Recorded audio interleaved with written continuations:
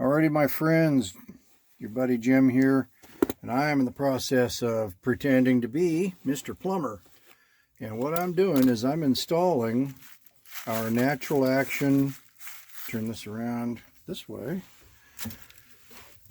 water structuring unit. This is an amazing device. And I went to Ackland to get these really cool self-sealing connectors. And so let me just take one of these off so you can see it. That's pretty neat. Because this is a special hose. This hose right here is heavy duty. And I was going to use a hacksaw to cut my way and make a nice clean cut. No, the hacksaw wasn't going to get the job done. So you see that slice? Say hello to Mr. Leatherman.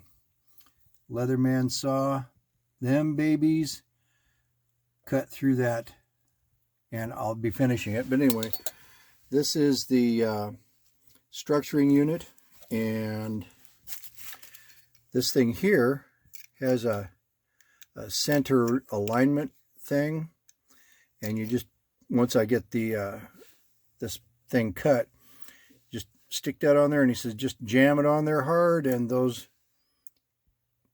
teeth in there grip it, and I guess pressure fitted against this inner sleeve. And it's kind of like what was done here, only he said that it takes a tool to do that guy. Anyway, as you can see, there's a bow in this line right here.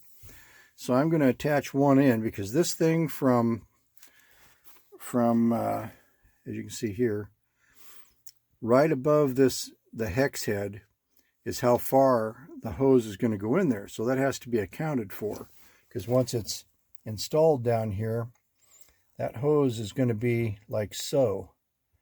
And actually it's going to be like so, up to the end of this hex head here. And then this thread's on there with some Teflon tape that I've got right here. But anyway, I will finish this project, show you the installed version, but it's pretty cool. This thing here, study structured water. Go to my site, thetinywater.com. You'll see the ionizers, but click on the structured water, or you can just go to NAT, like NAT, NAT.thetinywater.com, and you'll be directly on the structured water equipment page. See about it. It changes your water in so many ways, makes it wetter. Everything goes better with structured water. You'll see that. And that's why we're going to the trouble of doing this, because it's important. This is the only way, short of getting like a water softener. Water softener, you can do your whole house, but you can't irrigate with it because it'll kill your lawn. Soft water and distilled water will kill plants, kill your lawn. It's actually not even good for you to drink. Where the structured water, you can do the whole house. You can't ionize a whole house. That's becoming very specialized water for your health and your drinking. But this changes how your showers work. You know, it makes the water wetter without adding salt. And so anyway, back to the project, and you'll see the finished job here. For you, it'll be mere seconds. For me, it's going to be probably a 30-45 minute thing from here. Bye for now. Now, this seems like a pretty good spot to introduce the next phase. As you can see, this O-ring right here mates up against this side of the unit, and this collar comes over the top of both of these, screws onto here, which I'm about to do. I got that thing on. It went on easier than I thought, and it turns. But it seems to be on as far as it'll go, and they swear it won't leak or blow off. So we're just going to go with it and then test it, of course. The pressure tank here, as you can see, it emptied out in about 3-4 minutes through this hose and one other faucet. My pressure gauge doesn't read pressure, but that's okay. Anyway, now I've got to secure this up and then see where my true cut line is over here to mate with this side. because there's no give in this thing. It's got to be pretty much within 1/8 of an inch or 1/4 of an inch at the outside of any kind of give here. And because that's not flexible, it's just, it moves this way, but I don't have a lot of give. All right, so back at it in a minute. All right, so as you can see, I've got this collar firmly attached. Now I'm noticing over here that this thing here is laying right up against this housing piece of PVC that they've got all this stuff in. And there's room there. And I don't want it resting right on the thing anyway. I want it out here. Well, that gives me significant difference from my original cut line, which you can see would have been right where it needs to be. But if I go here, it moves at a solid 2 inches. And I'm not sure I want it clear over there, but what it's telling me is that if I cut this more like right about here, I've got plenty of fudge factor room. And because the one thing I can't do is make it long. I can't make this longer. If I cut it clear up here and then I can't get there from here kind of thing, that'd be bad. So we're going to go with a happy medium right in here, probably right there. And then I have a little leeway, but I don't have to worry about coming up short by cutting it way up here. I wouldn't even be comfortable cutting my original mark, but I knew that was just a reference point on my original mark here. So, and you can see I'm bleeding. You know, you haven't done a good project if you didn't cut yourself at least once. So there we are, back to the, and we'll turn around when we're done. Alrighty, we're gonna shoot it, I guess this way, right? So you can see this is the part that's now out, and when I measured the critical distance, it was 16.5 inches. Well, this has that slight bow, and you can see that it comes up to 16 inches with the bow. But that's a pretty significant bow in there. All right. So now you get to see how this, I'm going to try this. I'll get it started anyway.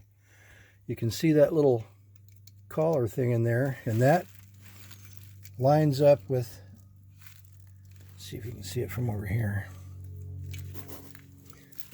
Kind of. Yeah, that lines up with the opening of the hose to get it started in there, and that, get it over here in this opening in the mouth of it.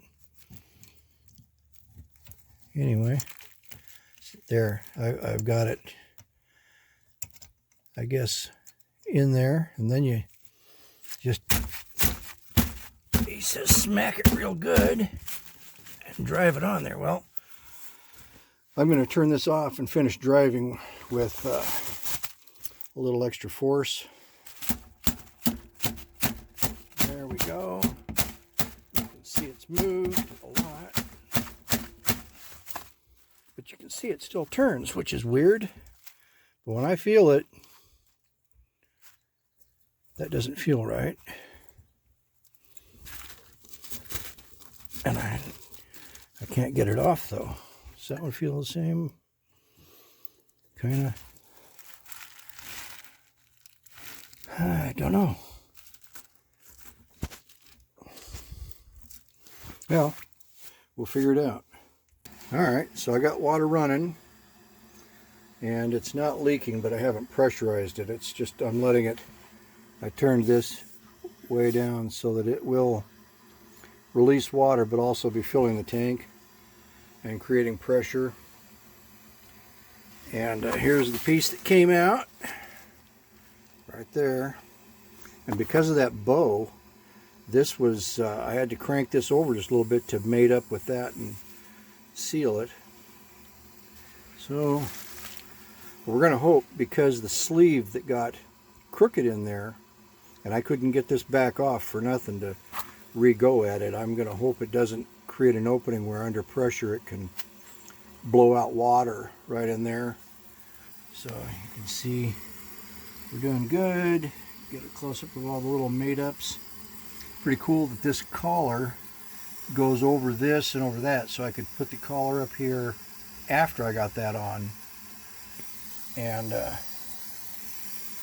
so there we are.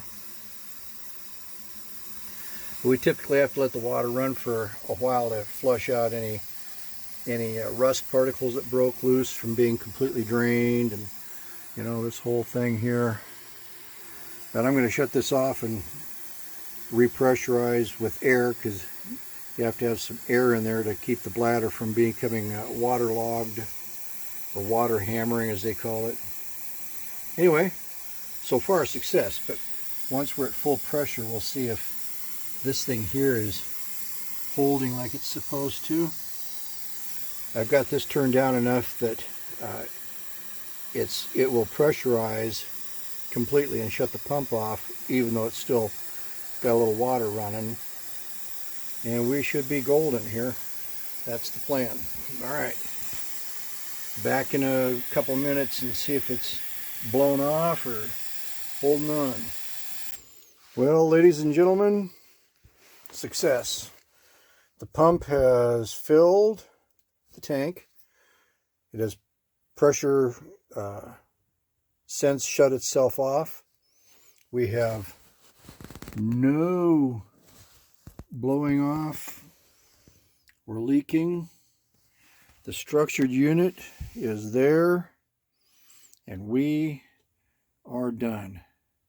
I took this wire conduit and just supported it over there for now until I get I just heard the water kick on. That means she's running water somewhere. Not sure where, but we'll go find out. But success. Structured water now courses through our pipe's hot water tank into the laundry, into the faucet that bathes our body in the shower, and this is very cool. And as we do irrigating, we also have they call it the garden unit, which is about half this size, because we're so far. I mean, anything over 300 feet and the structuring begins to break down.